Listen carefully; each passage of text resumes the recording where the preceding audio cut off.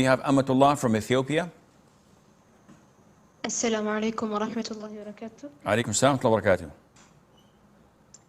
My question is, what advice would you give someone who struggles from laughing at people, laughing at things they shouldn't laugh at? What advice would you give? Don't. As simple as that. And what advice would I give? Why would a person excessively laugh and make fun of others? Simply because he's arrogant. Simply because he's ignorant. And he thinks that he's better than other people. This is scary. The Prophet said, alayhi salatu wassalam, لا يدخل الجنة من كان في قلبه مثقال ذرة من كبر. A person who has the weight of an ant of arrogance in his heart or pride would not be admitted to Jannah. Then he explained the meaning of arrogance or pride. He said, it is looking down upon people and rejecting the truth. So when you laugh at others, the way they speak, the way they walk, the way they dress, the way they behave, this is looking down at people. And this means that you are an ignorant, arrogant, proud person that is almost certain to book their front row seat in hellfire. Al-Hasan al-Basri passed by a group of youth laughing their heads off. And he said, Subhanallah, have you booked your seats in Jannah? They said, no. He said, are you certain that you won't be admitted to hellfire? They said, no. And he said, then why are you laughing? It's very strange how people pay money to watch stand-up comedians make fun of themselves, of their religion, of their country, of other people's religions and ethnicity and countries and religions as well and practices. And they think that they're enjoying life. It's like drugs that junkies consume. It makes them high for a period of time, then they get the hangover. Then they get the consequence of such a sin. Don't ever be delusional. Life has its ups and downs. We're not supposed to be crying all the time and weeping and depressed. But at the same time, laughter has a place and a time. It has an extent. The Prophet used to smile, alayhi salatu wasalam. And when the companions used to joke among themselves, he used to smile. But he would never laugh it off and open his mouth and fall on his back like so many people do, or have tears in their eyes. What is this? These guys don't know what awaits them in their graves. Yes, being moderate is good. This is overdoing it. You're not being moderate, you're being extreme.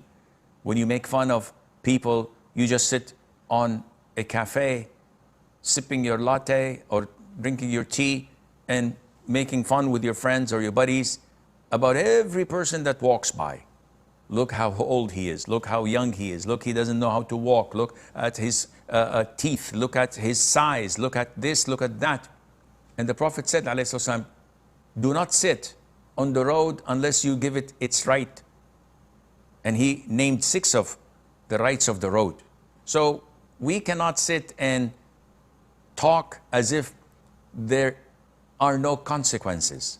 Everything that comes out of your mouth, you'll be held accountable for. May Allah make our test easy. Karel from Russia. Sheikh, assalamu alaikum wa rahmatullahi wa barakatuh. Alaikum salam wa rahmatullahi wa barakatuh. Sheikh, could you please explain how does repentance work? Meaning, does repentance nullify the specific punishments? Your line is breaking, yeah, Karel. But generally speaking, repentance, as the Prophet explained it, alayhi salatu wasalam, is remorse. So when a person falls weak into the traps of shaitan and commits a sin or sins, then he feels the itching pain and the burning sensation in his heart due to that sin. So he starts to regret it and he feels remorseful. This feeling of remorse is, generally speaking, repentance. If accompanied by quitting the sin, by intending not to do it again, by asking Allah for forgiveness, Allah the Almighty would erase that sin and would forgive that individual as long as he's consistent and steadfast on Islam. Muhyiddin from the Emirates. Assalamu alaikum, Sheikh. Alaykum assalam wa rahmatullah. I have a question regarding Radha. I want to know two things. Is the Radha relationship established only when a child is breastfed 5 separate times, and if someone mischievously, without consent, gives a child another woman's milk only once, does the Radha relationship get established from just that single time? Rida' means suckling. And the Prophet said, alayhi salatu wasalam, يحرم من الرضاع ما يحرم من النسب. That when the suckling relationship is established, it is exactly similar to the prohibition of lineage. A sister to her brother. Siblings, they're prohibited for one another to get married because of their lineage, because of their being siblings. If a boy and a girl have the same relationship through suckling, meaning one of them suckled and was breastfed by a woman that is the mother of one of them, so this relationship is established. Or even if she's a stranger, a strange woman comes, she sees a boy and a girl, she suckles both of them, breastfeeds both of them 5 separate meals each. When they are below the age of 2 years in the Hijri calendar. If this happens, they become automatically the daughter and son of this woman who breastfed them. And hence they become brother and sister. So this is established, whether with the consent of the parents, or even if the parents did not know about it, but it took place, the prohibition becomes valid. And it has to be 5 separate meals. So if a child was breastfed once, that does not suffice. Twice, 3 times, 4 times, that's not sufficient until he finishes the 5th meal, and Allah knows best. Mustafa from Sweden. Assalamu alaikum. Alaykum salam wa rahmatullah.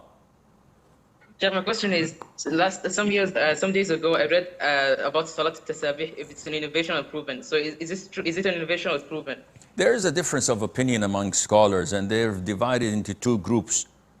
A group that says it is a highly recommended sunnah, backed by a reputable group of scholars such as Sheikh al-Albani, Sheikh al-Arnaout, and the likes of our contemporary scholars of hadith. And another group, and there are quite a lot of them, they say, no, this is totally fabricated and an innovation, led by Shaykh al-Islam ibn Taymiyyah, Ibn al-Qayyim, Shaykh bin Baz, Shaykh ibn Uthaymeen, and the whole 9 yards. The reason of them fabricating such a hadith, because the format of the prayer is second to none. There's nothing in the religion that matches it or is similar to it in this specific number of tasabih, while standing, while doing this, while doing that.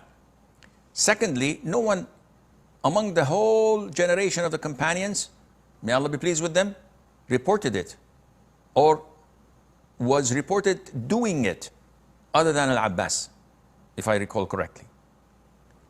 Thirdly, making the reward of doing it every single hour or every single day or every single week or every single month or every single year or once in a lifetime, the same. And this is not known to any kind of form of worship that whether you do it once or multiple times, the reward is the same. So our scholars, Bin Baz, Bin Uthaymeen, may Allah have mercy on them, said that this is a fabricated hadith and it's not permissible to practice it. Muhammad from Malaysia. Assalamu alaikum. Alaikum salam wa rahmatullah. Can you explain the concept of Jamak Qasar when you're traveling? Like, when can we start doing it and when should we end it? Like, if we go for like 5 nights, can we do it like all the way? Do what? Jamak Qasar, like combining and shortening of the prayers. Yes, the most authentic opinion is that you're allowed to combine your prayers, Dhuhr to Asr or Asr to Dhuhr, Maghrib to Isha and Isha to Maghrib, and shorten the 4 rak'ahs into 2 rak'ahs the moment you leave the city lines or city borders of your hometown. So if you live in Kuala Lumpur, the moment you leave the place, if you're living in Putrajaya, for example, the moment you leave the city lines or the borders of Putrajaya and go to PJ or to the downtown area of Kuala Lumpur or khalas, in the highway, if you're traveling, not from Putrajaya to PJ, no, that's not traveling because you're still in the Kuala Lumpur area. But if you're traveling from Putrajaya to outside of the city, traveling to Perlis, the moment you leave the borders of Kuala Lumpur or Putrajaya and you're on the highway, you can shorten and combine your prayers, inshallah. How long? It's an issue of dispute. I am inclined to follow the opinion that says, as long as you are considered traveling, you haven't settled. So if you're going for a week, yes, you don't settle in a week usually. But if you're going for more than that and you're going to your father's house or to your sibling's house or to a place where you'll be staying for 3-4 months, you most likely would settle after 1 week, 10 days. Everything is fine. You know the prayer times, you know the area. You're not moving from one room to the other and not settled. No, you have settled. Now you must pray on time and complete your 4 rak'ahs. A man from India. Assalamu alaikum. Alaikum salam wa rahmatullah. Sheikh, my question is about Salat al-Fajr. I woke up late for Salat al-Fajr. I thought my aunt woke me up for Salat al-Fajr, but I slept again. I put the volume down and I slept again because she usually gets disturbed when by the alarms. So I put the volume down and I slept. And after that, I woke up after the prayer was over and the time was over for Salat al-Fajr. Am I sinful for this? If you woke up on time and intentionally and deliberately turned off your alarm clock and went back to sleep, of course you're sinful, because this is a choice you made and your prayer after the sunrise is invalid. Bushra from India. Assalamu alaikum, Sheikh. Salamtullah. Sheikh, when I come across news of our brothers and sisters suffering from oppression, violence, or injustice, different parts of the world, even in my country, India, so my heart becomes deeply distressed, and it becomes difficult for me to remain calm or focus in anything like studying. And those images and news stays in my mind, and I do remember them in my du'as and make dua for them. But my concern is that if I stay away from such news to protect my mental state, I fear I will become unaware of the problems Ummah is facing and will not be able to prepare myself for the future.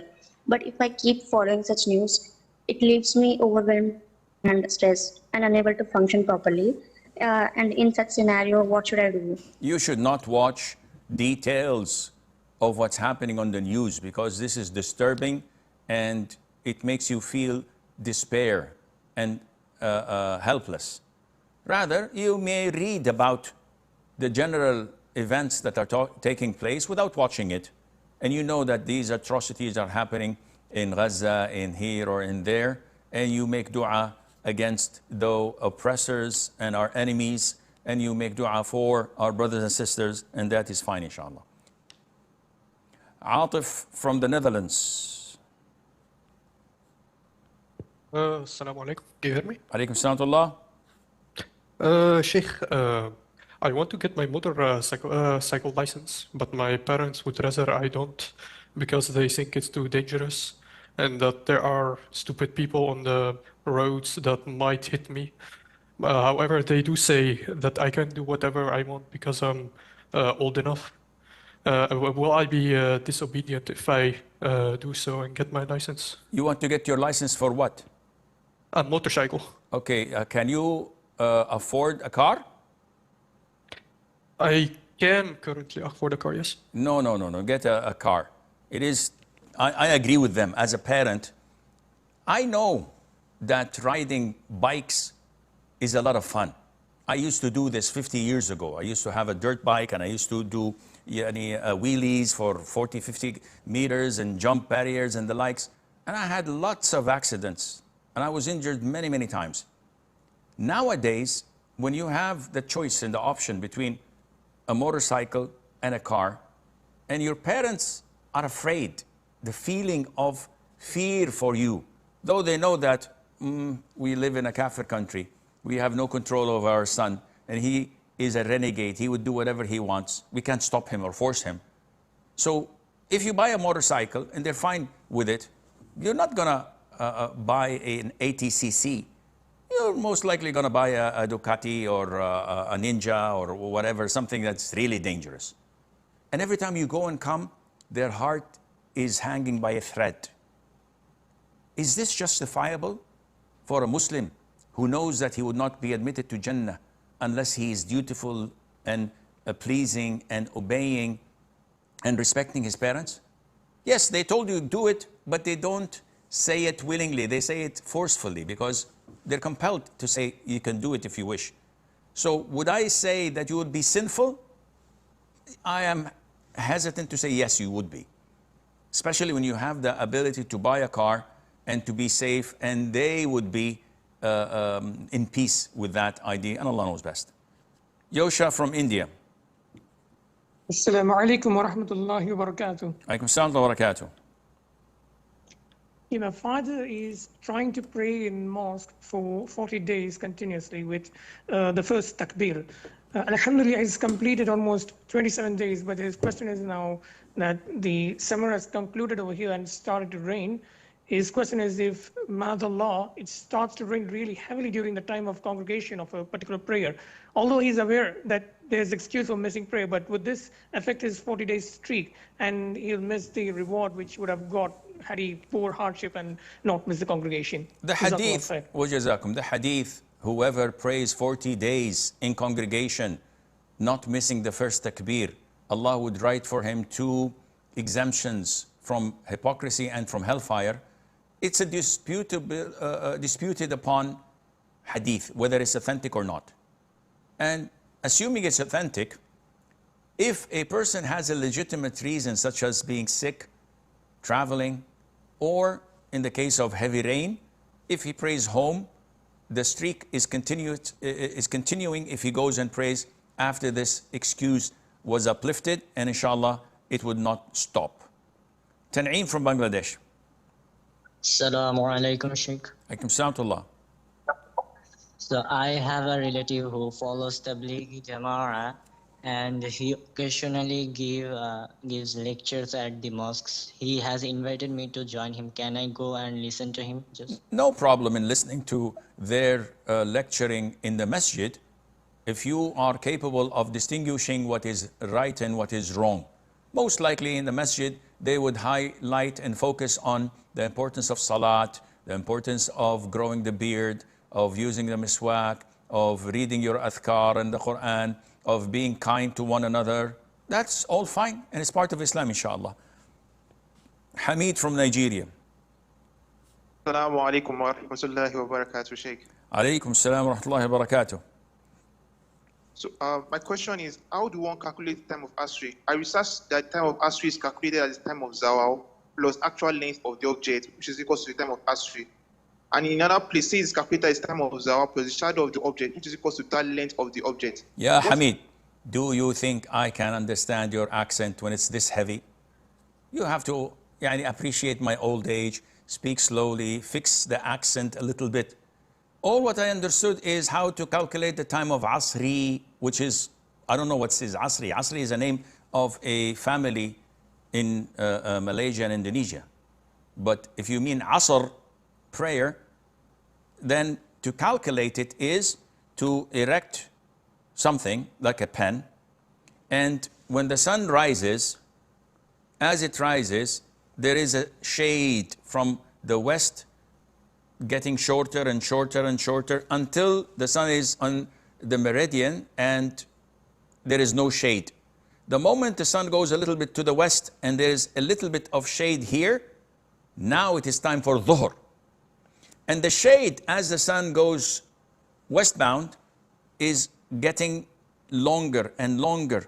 The moment the shade and the length of the erected object is the same, this is when the time of dhuhr is over and it announces the time of asr. Now asr time has begun. So this is how we calculate the asr time, and I hope this answers your question. Maisha from Australia. Assalamu alaikum. Alaikum salam. I want to ask, is it permissible to do tayammum in very cold weather? Depends.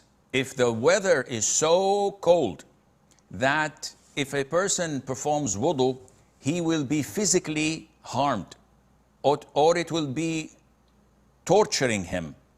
Yani it will introduce a great deal of hardship upon him.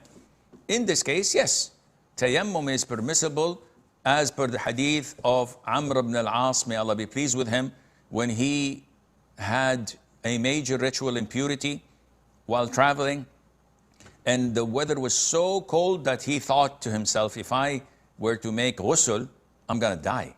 It's very cold. And there is no heating facilities for the water. So he made tayammum and led the prayer in congregation. And the Prophet ﷺ approved his act. So we have to look at the circumstances. This is something between me and Allah. If I do tayammum because of the fear of the cold, no one around me would know. Allah knows, and I'll be held accountable on the Day of Judgment. If Allah knows that I had no justification, no real reason other than I'm too lazy, in this case, the prayer will be invalid. But if Allah knows that, yes, I am sick, I will be harmed physically, it is too hard and a great deal of hardship due to that, then it's fine. Yusuf from Egypt. Assalamu alaikum, Sheikh. Alaikum salam.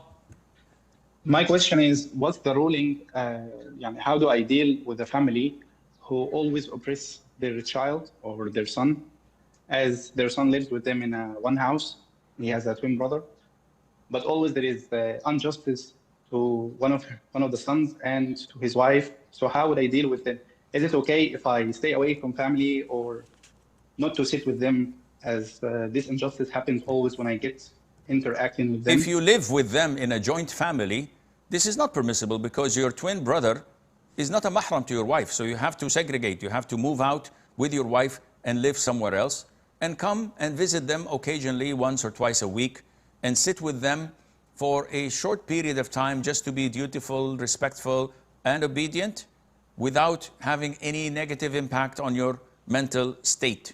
But you cannot boycott them. They are your parents and they're your gateway to Jannah. And if you boycott them, you will not be admitted to Jannah. And with all due respect to them, a dog that barks does not bite. When a dog barks at you, you don't fall on your hands and knees and bark back. You ignore the dog barking. So let them say whatever they want and don't argue with them. Don't defend yourself, because this is what they're provoking you to do. Just smile and nod your head and watch the time, so that once the time is over, you can leave. And this is exactly what's happening to our episode of today. Our time is almost up, and with this we come to the end of our program. So until we meet you next Saturday, I leave you fi amanillah. Wassalamu alaikum wa rahmatullahi wa barakatuh.